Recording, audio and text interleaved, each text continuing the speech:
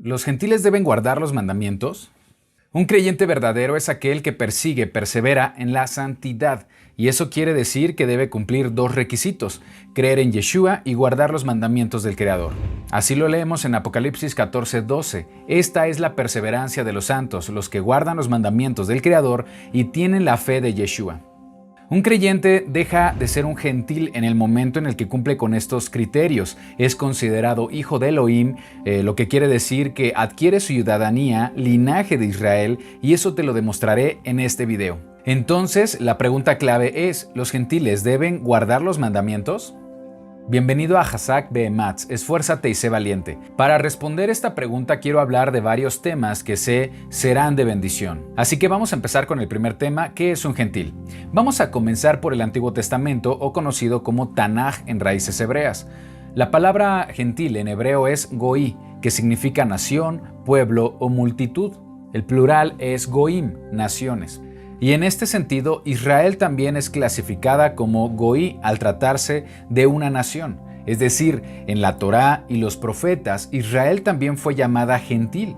Solo que a diferencia de otras naciones, Israel se le llamó Goí Kadosh, que significa nación santa, pero podría traducirse también como gentil santa. Sé que para algunos esto puede resultar contradictorio, y para otros puede ser incluso incómodo llamarle a Israel gentil o goí. Pero la Torá lo hace. Veamos algunos ejemplos. Éxodo 19:6. En hebreo dice: Beatem tiuli mamjelet kohanim begoí kadosh. Y vosotros me seréis un reino de sacerdotes y nación santa. Entonces, Goí Kadosh se traduce como nación santa. Los profetas también se referían a Israel como Goí. Segunda de Samuel 7:23, en hebreo dice: Umihiamha Kisrael Goí Ejad Baaretz. ¿Y quién como tú, Israel, nación única en la tierra? Israel es llamada Goí Ejad, que se traduce como nación única. En Ezequiel 2:3, el Creador reprende a Israel y le llama Goim Amordim. En hebreo dice: Bayomer Eli ben Adam Sholeach Aniotcha el Benei Israel el Goim Amordim. Él me dijo: oh mortal, te envío al pueblo de Israel, esa nación de rebeldes. Goim Amordim se tradujo como nación de rebeldes.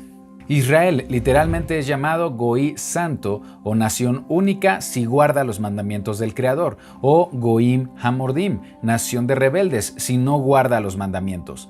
La distinción de una nación santa o una rebelde está determinada por la obediencia a los mandamientos del Creador, no está determinada por el linaje de sangre. El Creador no hace acepción de personas, como la Biblia enseña en Hechos 10:34. Si Israel se mantiene fiel a los mandamientos del Creador, es llamada Goí Kadosh, nación santa. Todas las demás naciones que no guardan el pacto y la obediencia a los mandamientos son consideradas naciones amordim, naciones rebeldes o naciones que se han corrompido, esto es Goim Tamim, naciones corrompidas. Levítico 18:24, en ninguna de estas cosas os amancillaréis, pues en todas estas cosas se han corrompido las naciones que yo he hecho delante de vosotros.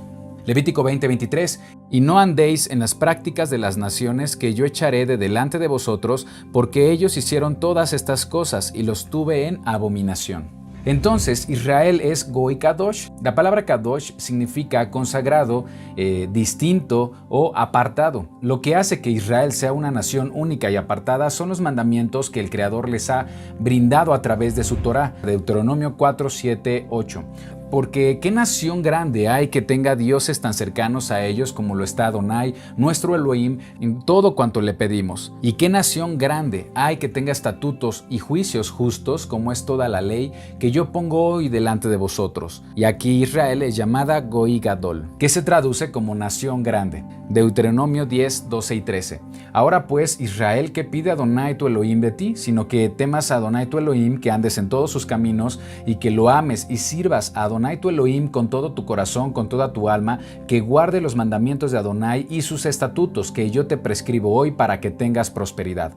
Vemos cómo Israel fue apartada por la Torá y los mandamientos del Creador, y así lo afirma Shaul, Pablo, en la carta a los romanos, refiriéndose a los israelitas. Romanos 9:4, que son los israelitas, de los cuales son no dice fueron, dice son, la adopción, la gloria, el pacto, la promulgación de la Torá, el culto y las promesas de quienes son los patriarcas y de los cuales según la carne vino el Mesías, el cual está sobre todas las cosas, Dios bendito por los siglos. Amén. Estos atributos que describe Pablo siguen siendo atributos de Israel. La Biblia nunca afirma que fueron transferidos a una iglesia gentil. Entonces, en el Antiguo Testamento o Tanaj, la palabra goí se traduce como gentil y fue una palabra utilizada para todas las naciones, incluida Israel, ya que significa nación. Israel es una nación, por lo que la diferencia del resto de las naciones es que cuenta con el pacto, la Torá, las promesas, la adopción y por supuesto el Mesías. Levítico 20:26. Habed pues de serme santos, porque yo Adonai soy santo, y os he apartado de los pueblos para que seáis míos. La palabra gentil comenzó a utilizarse para las naciones idólatras después del primer templo. Ya en el Nuevo Testamento o Brit Hadashah, en los Evangelios y en la Carta de los Apóstoles, se utiliza la palabra gentil para identificar al idólatra.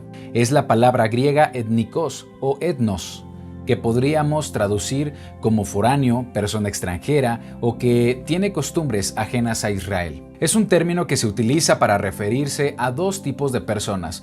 Personas hebreas, es decir, israelitas que olvidaron su linaje a lo largo de la historia, sirven a otros dioses y no guardan los mandamientos del Creador. También se refiere a personas que no son hebreas, que no son de origen israelita y que sirven a otros dioses y no guardan los mandamientos del Creador. Esto quiere decir que ser gentil tampoco es una cuestión de linaje, sino que se trata de aquellos que no guardan los mandamientos y sirven a otros dioses, sean de origen israelita o no. Un gentil es aquel que tiene costumbres ajenas a las Escrituras. Romanos 9:7. Porque no todos los que descienden de Israel son israelitas, ni por ser descendientes de Abraham son todos hijos. En el versículo anterior se nos enseña que no todos los que descienden de Israel son israelitas, y esto es muy importante saberlo porque ser israelita no depende del linaje o la sangre, sino depende de nuestra fidelidad en Yeshua y en guardar los mandamientos de nuestro Creador. Repito, depende de guardar los mandamientos del Creador. Ser una persona gentil desde la perspectiva bíblica del Nuevo Testamento significa estar fuera del pacto, lejos de la ciudadanía de Israel, sin la esperanza de la vida eterna y sin la presencia de Elohim. Estas bendiciones están reservadas para el pueblo de Israel. Así lo leemos en la carta a los Efesios 2:11 al 12. Por tanto, acordaos de que en otro tiempo vosotros, los gentiles en cuanto a la carne, erais llamados incircuncisión por la llamada circuncisión, hecha con mano en la carne. En aquel tiempo estabais sin Mesías, alejados de la ciudadanía de Israel, ajenos a los pactos de la promesa, sin esperanza y sin Elohim en el mundo. Un gentil cuando cree en Yeshua deja de ser un gentil por definición y es hecho cercano a la ciudadanía de Israel. Regresemos a Efesios. Ahora vamos a leer el versículo 13. Dice: Pero ahora en Yeshua el Mesías, vosotros que en otro tiempo estabais lejos, habéis sido hechos cercanos por la sangre del Mesías. Cuando un gentil cree que Yeshua es el Salvador, deja su condición de gentil o de nación corrompida. Un gentil pasa de ser parte de naciones Amordim a ser parte de la nación Kadosh. Gálatas 3:29. Y si vosotros sois del Mesías, ciertamente linaje de Abraham sois y herederos según la promesa. Pero ¿por qué Israel? Recordemos que Israel es el nombre del pueblo santo del Creador, llamado así por el nombre que el Eterno le dio a Jacob, hijo de Isaac, hijo de Abraham. Esto quiere decir que es Israel, el linaje de Abraham, a quien se le dio el pacto, la promesa y la bendición de tener la presencia del Creador. Génesis 12:2. Y haré de ti una nación grande y te bendeciré y engrandeceré tu nombre y serás bendición. Bendeciré a los que te bendijeren y a los que te maldijeren maldeciré. Y serán benditas en ti todas las familias de la tierra. Génesis 17:7. Y estableceré mi pacto entre mí y ti, y tu descendencia después de ti, en sus generaciones, por pacto perpetuo, para ser tu Elohim y el de tu descendencia después de ti. El Creador establece un pacto perpetuo con el linaje de Abraham.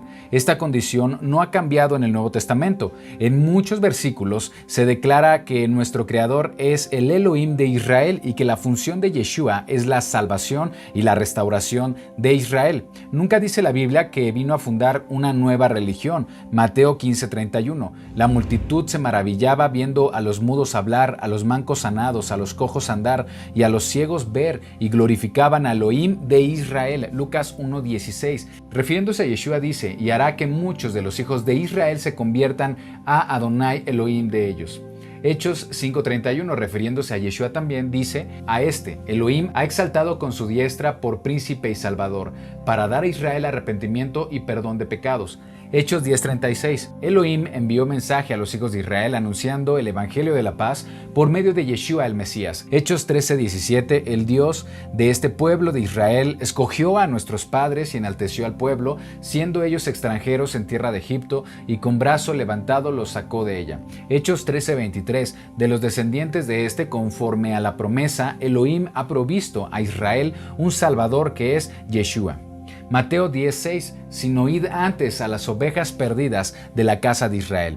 Adonai no viene por una denominación, Yeshua no vino a fundar una iglesia bautista, metodista, protestante. El único pueblo para el Creador se llama Israel, y esto es lo que dice la Biblia. Israel es el pueblo escogido por el Creador según la narrativa bíblica, con quien el Creador ha establecido un pacto que es irrevocable. Yeshua mismo menciona su propósito: no he venido sino a las ovejas perdidas de la casa de Israel. Mateo 15:23.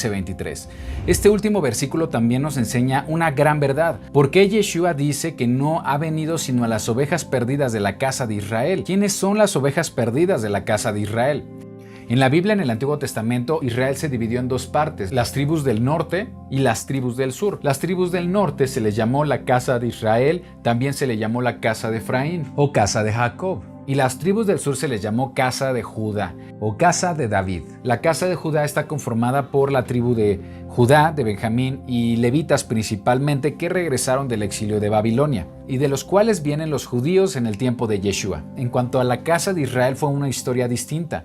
La casa de Israel, o también llamada la casa de Efraín, son esas tribus que fueron llevadas cautivas en el año 722 antes del Mesías por el imperio de Asiria. Luego fueron dispersas por todo el mundo, se extraviaron en las naciones, perdieron su identidad y su ciudadanía, haciéndose goítame, nación corrompida, y muchos de ellos fueron llamados gentiles en el tiempo de Yeshua. Oseas 8:8, Israel ha sido tragado, ahora está entre los gentiles, goim, como vasija inservible.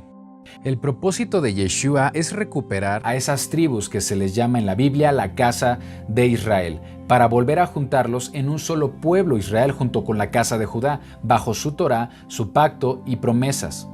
Por eso está escrito que Yeshua dijo, no soy enviado sino a las ovejas perdidas de la casa de Israel. También Yeshua dice en Juan 10, 27 y 28, mis ovejas oyen mi voz, y yo las conozco y me siguen, y yo les doy vida eterna, y no perecerán jamás, ni nadie las arrebatará de mi mano. Esto quiere decir que si has escuchado y creído en Yeshua, si crees que Él es la salvación, es probable que seas parte del linaje de Israel que se extendió entre las naciones.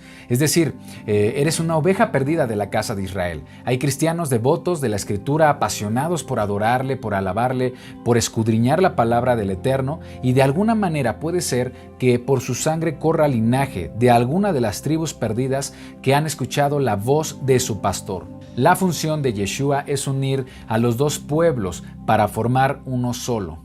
Efesios 2, 13 y 14. Pero ahora en Yeshua el Mesías, vosotros que en otro tiempo estabais lejos, habéis sido hechos cercanos por la sangre del Mesías, porque Él es nuestra paz, que de ambos pueblos hizo uno, derribando la pared intermedia de separación. Y con esto se cumpliría el verdadero pacto renovado, como está escrito en Jeremías 31, 31. He aquí vienen días, dice Adonai, en los cuales haré nuevo pacto con la casa de Israel y la casa de Judá.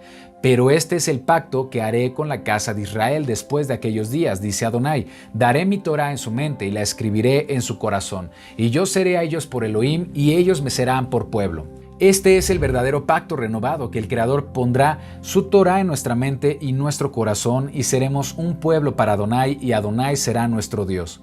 El pacto que el Creador ha establecido con su pueblo de Israel lo reitera a lo largo de toda la Biblia. Veamos Éxodo 6, 7. Y os tomaré por mi pueblo y seré vuestro Elohim. Jeremías 7, 23. Mas esto le mandé diciendo, escuchad mi voz y seré a vosotros por Elohim y vosotros me seréis por pueblo. Jeremías 11, 4. Oíd mi voz y cumplid mis palabras, conforme a todo lo que os mando, y me seréis por pueblo y yo seré a vosotros por Elohim. Jeremías 30, 22. Y me seréis por pueblo y yo seré vuestro vuestro Elohim. Ezequiel 36:28, habitaréis en la tierra que di a vuestros padres, y vosotros me seréis por pueblo, y yo seré a vosotros por Elohim. Este pacto que establece la voluntad del Creador de tener un pueblo y ser su Elohim está dirigido a Israel.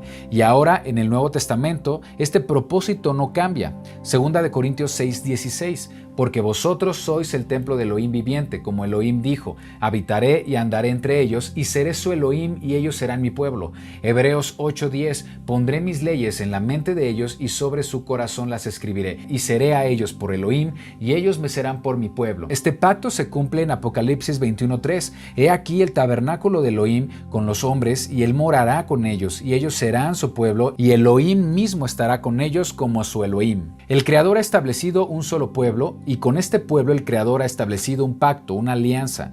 Todo aquel que guarda los mandamientos y tiene la fe en Yeshua es parte de este pueblo, ya que es por medio de Yeshua que somos hechos cercanos, somos considerados linaje de Abraham. Cada vez que nos declaramos gentiles, nos estamos describiendo como fuera de ese pacto, lejos de Dios. El concepto iglesia gentil es un invento de la teología del hombre. La iglesia cristiana no ha sustituido al pueblo de Israel como se piensa en la actualidad bajo lo que se llama la teología del reemplazo. Al contrario, los que en otro tiempo fuimos llamados gentiles, hemos sido unidos al tronco que es Israel por el sacrificio de Yeshua que nos ha hecho justos. El Creador no ha desechado a su pueblo de Israel. Romanos 11:2. No ha desechado Elohim a su pueblo, el cual desde antes conoció. Entonces, si Israel es el pueblo del Creador, ¿cuál es el plan para los gentiles entonces?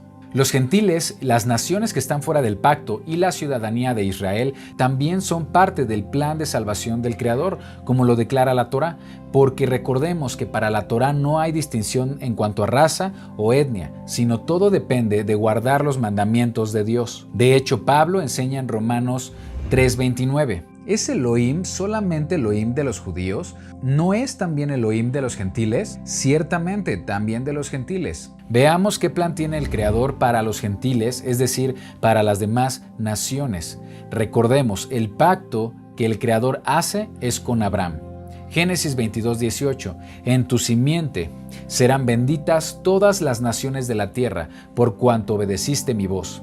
Nos dice que Israel será de bendición para todas las naciones, al igual que en Génesis 26:4.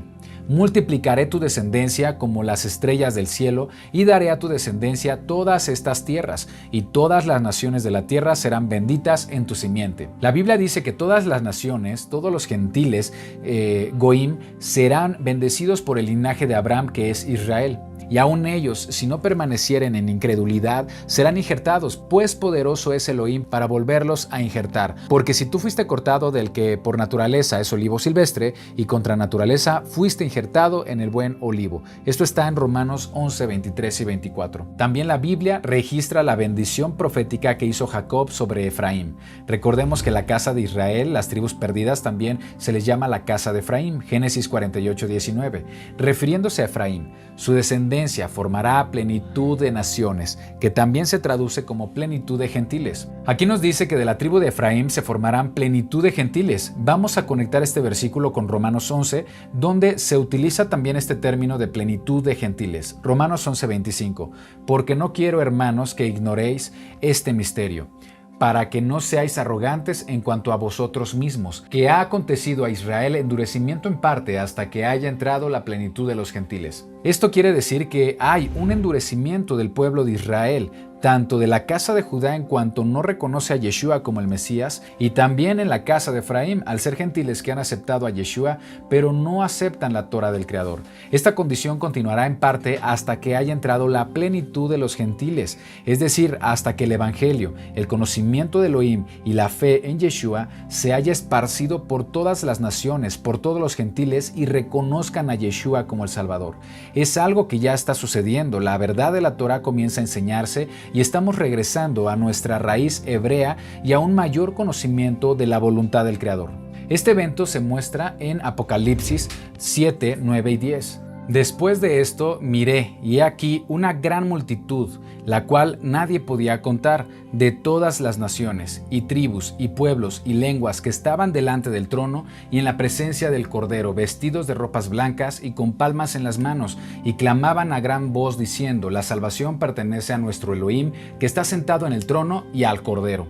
La Torá siempre ha contemplado a los gentiles para la salvación. Isaías 11:12. Y se levantará pendón a las naciones, y juntará los desterrados de Israel, y reunirá los esparcidos de Judá, de los 4 confines de la tierra. Isaías 42:1. He aquí mi siervo, yo le sostendré, mi escogido, en quien mi alma tiene contentamiento. He puesto sobre él mi espíritu, él traerá justicia a las naciones.